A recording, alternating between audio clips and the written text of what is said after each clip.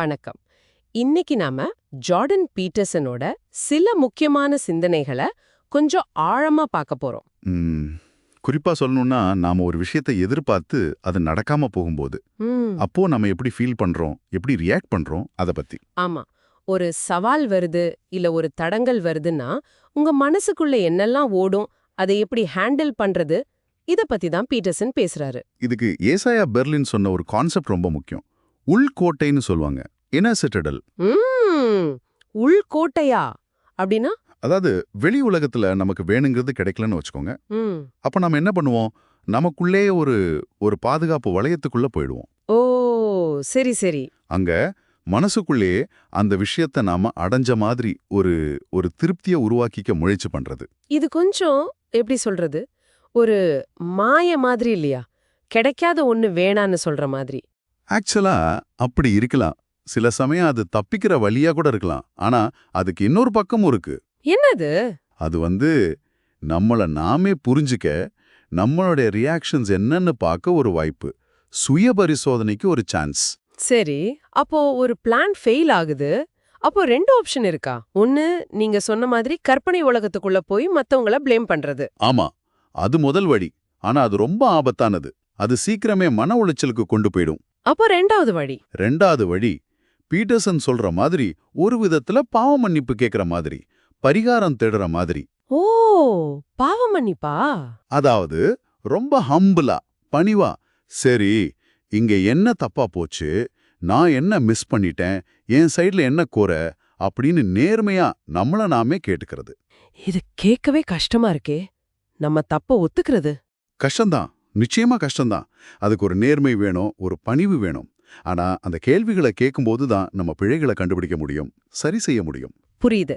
அதாவது அடுத்தவங்க மேல பழி போடுறது ரொம்ப ஈஸி. ஆனா நம்ம பக்கம் திரும்பி பார்க்கிறதுக்கு அதுக்கு ஒரு தனி தைரியம் வேணும்.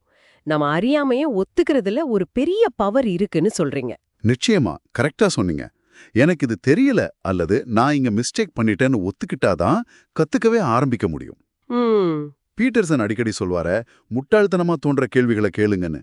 நீங்க 1000 தடவை கேட்டா 1000 புது விஷயம் கத்துக்கலாம். தெரியாதுன்னு சொல்றதுல தப்பே இல்ல. அதுதான் புத்திசாலித்தனத்தோட ஆரம்பம். சரி, இது நல்லா இருக்கு. கத்துக்கிறது, முன்னேறது. ஆனா சில சமயம் நம்ம கோல்ஸ், நம்ம லட்சியம் ரொம்ப பெருசா தெரியுதே. அத பாக்கும்போதே ஒரு மாதிரி பயம் வந்து ஸ்டார்ட் பண்ணவே தோண மாட்டேங்குது. ஆமா, இது ஒரு முக்கியமான பாயிண்ட். நிறைய பேருக்கு நடக்கிறது. இங்க தான் பீட்டர்சன் மத்தேயு கொள்கையை பத்தி பேசுறாரு. Matthew principle. மத்தேயு கொள்கையா? அது என்ன? அது பைபிள்ல இருந்து வர்ற ஒரு கருத்து. இருப்பவருக்கு மேலும் கொடுக்கப்படும், இல்லாதவரிடமிருந்து இருப்பதும் எடுக்கப்படும். ஹடா, இது கேட்க கொஞ்சம் சரியில்லாத மாதிரி இருக்கே. மேலோட்டமா பார்த்தா அப்படிதான் தோணும்.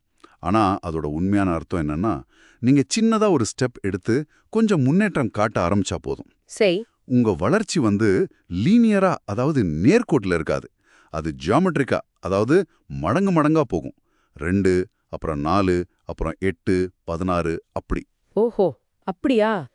பீட்டர்சனே அவரோட ஸ்விம்மிங் அனுபவத்தை சொல்லியிருக்காரு இல்லையா? ஆமாமா, அதான் பெஸ்ட் உதாரணம். ரொம்ப ஒல்லியா வீக்கா இருந்திருக்காரு. முதல் நாள் கிளாஸ்ல அங்க இருந்த வயசான லேடீஸை விட ஸ்லோவா நீந்தினதா ரொம்ப சங்கடப்பட்டாராம். பாவம்.